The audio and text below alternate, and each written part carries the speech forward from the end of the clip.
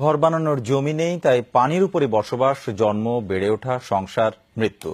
লক্ষ্মীপুরের মজু চৌধুরীর হাটে নৌকায় বসবাস এমন শখানেক জেলে পরিবারের।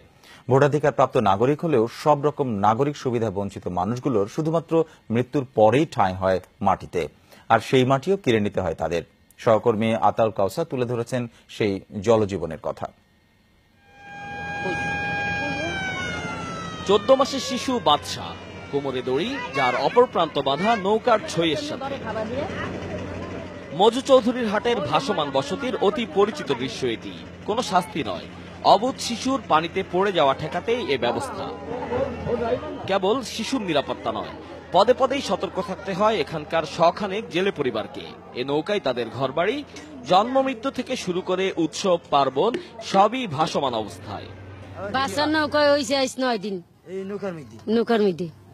আর আগের যে 2 মেয়ে আর 2 মেয়ে নৌকার মধ্যে। এই বান তুফানে নদীর মধ্যে থাকি, এই তুফানে নদীর মধ্যে থাকি, কোনো সময় রিজিক মিলাইতে পারি, সময় মিলাইতে পারি না। 6 মাস হয়ে গেলে বাচ্চা পরনের ডর আছে, সেই কারণে আমরা বাচ্চা দড়ি দিয়ে বেঁধে রাখি। এরকম আমাগো মধ্যে অনেক বাচ্চা পানিতে পড়ে মরে গেছে।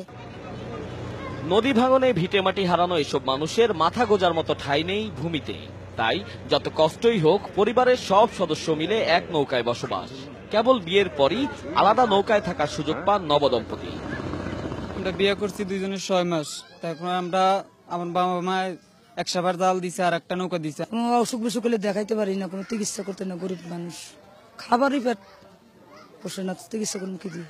জায়গা জমিন তো নাই, বাবা মা করিয়া যাইতে পারে নাই, তাদের ঘর বাড়ি নাই, তাদের মারা গেলে তাদেরকে মাটি দেওয়ার মতন কোনো ব্যবস্থা নাই।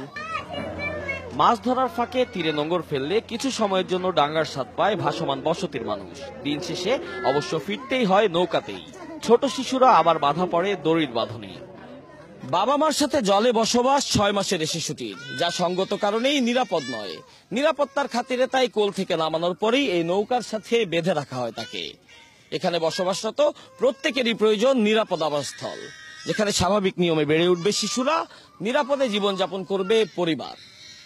আতাউল কাউসার, যমুনা নিউজ, মজু চৌধুরীর হাট, লক্ষ্মীপুর।